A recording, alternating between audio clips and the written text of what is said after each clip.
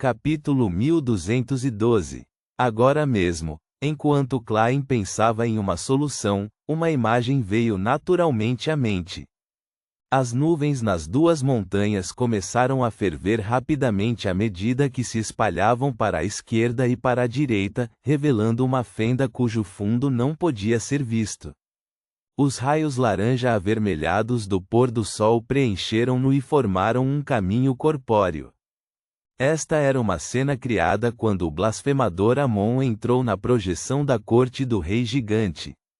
E assim como ele sentiu que não sabia o suficiente sobre os poderes correspondentes, planejou mudar para outro método. As gemas vermelhas, verdes, azuis e transparentes do cajado das estrelas já haviam começado a emitir um brilho fraco quando foram ativadas automaticamente.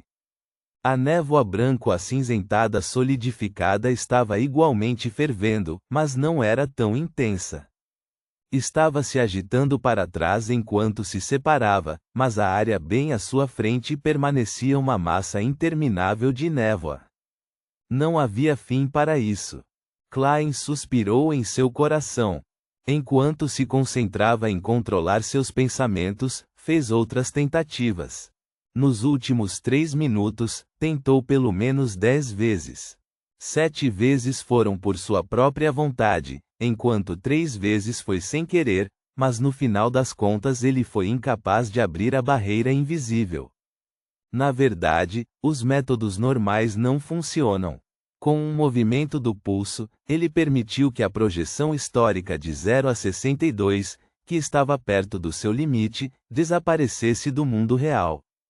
Ele olhou para a silenciosa névoa branco-acinzentada e não se moveu por cerca de 1 minuto. Era como se ele tivesse se transformado em uma estátua. Finalmente, Klein fechou os olhos e desviou o olhar. Segurando a lanterna na mão, caminhou em direção aos humanos próximos que estavam observando. Ele não planejava fazer tentativas cegas, porque havia uma grande chance de não ter sucesso. Planejava perguntar às pessoas que montavam guarda nas proximidades por 2 a 3 mil anos. Era óbvio que esses antigos sobreviventes haviam explorado a névoa branco-acinzentada. Ele queria ver se conseguia encontrar inspiração em seus anos de experiência. Com base na suposição de Klein, os humanos definitivamente reagiriam excessivamente a ele, então já havia preparado os poderes correspondentes para permitir que falassem com ele com calma. Porém, ao olhar para a luz do crepúsculo em ambos os lados da lanterna, percebeu que os humanos feios ou deformados estavam olhando para ele boquiabertos. Eles pareciam confusos e chocados, como se tivessem perdido temporariamente a capacidade de pensar. Klein franziu a testa ligeiramente. Na escuridão, ele caminhou lentamente até os antigos sobreviventes e parou a cerca de 2 ou 3 metros de distância. O que vocês sabem sobre essa névoa? Klein perguntou em Iotan com uma voz profunda. A linguagem que poderia agitar os poderes da natureza não tinha diferenças por causa da geografia. Havia apenas uma ligeira diferença no sotaque, mas não era muita. Se a versão original fosse modificada, havia uma chance de que seus efeitos na magia ritualística fossem perdidos. Foi só quando German Sparrow fez a pergunta que Adal pareceu sair do seu torpor. Seus lábios tremeram quando ele respondeu em um tom ambíguo: Nós nunca fizemos com que a neblina mudasse antes. Agora há pouco, German Sparrow fez com que a névoa fervesse como água e se espalhasse para os lados. Essa cena realmente os assustou, como se estivessem testemunhando um milagre.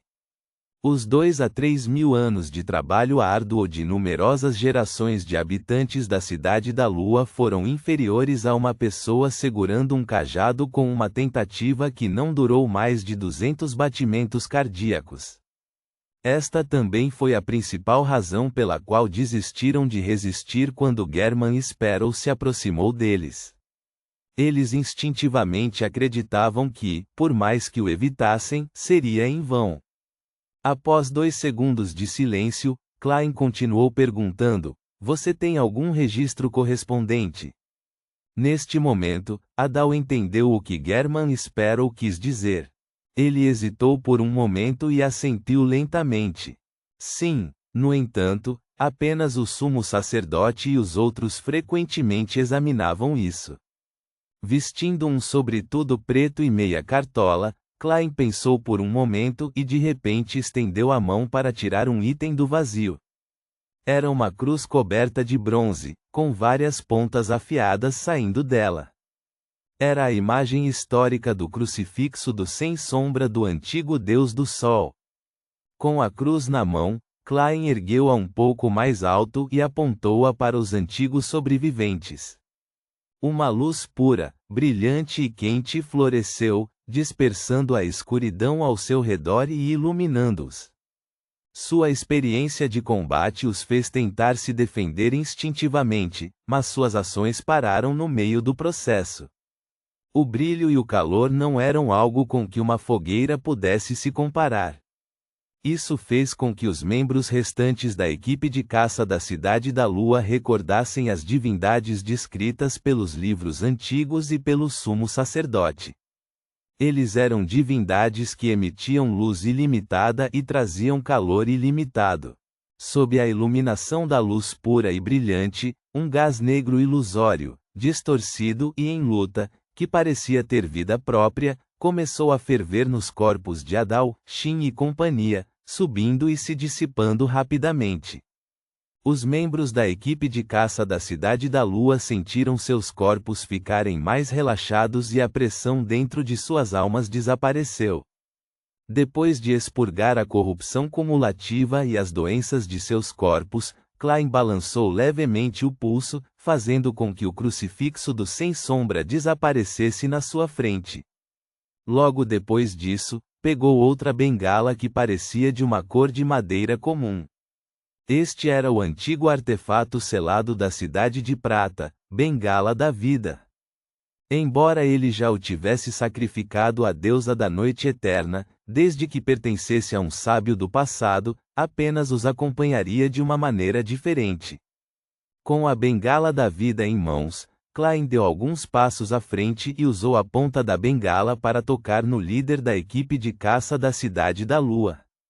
A experiência anterior fez com que Adal não conseguisse se esquivar. Os tumores em seu rosto começaram a rachar enquanto o pus fluía, desaparecia e sumia. No final, não sobrou nem uma única cicatriz. Pela aparência dos membros de sua equipe, Adal sabia que havia passado por uma mudança. Ele hesitantemente levantou a mão direita e tocou seu rosto. De cima para baixo e de baixo para cima, repetindo os movimentos.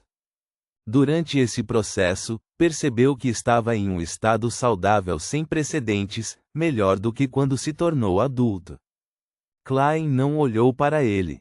Deu um passo na diagonal e usou a bengala da vida para tratar o resto dos antigos sobreviventes.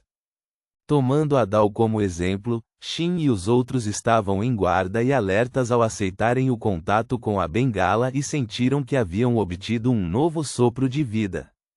Entre eles, os dois seres deformados que se emocionavam facilmente não puderam deixar de chorar. Infelizmente, não posso tratar defeitos naturais. Doenças mentais podem ser tratadas, mas algumas tendências malucas não podem ser tratadas. Klein retraiu a mão direita e deixou a projeção histórica da bengala da vida desaparecer.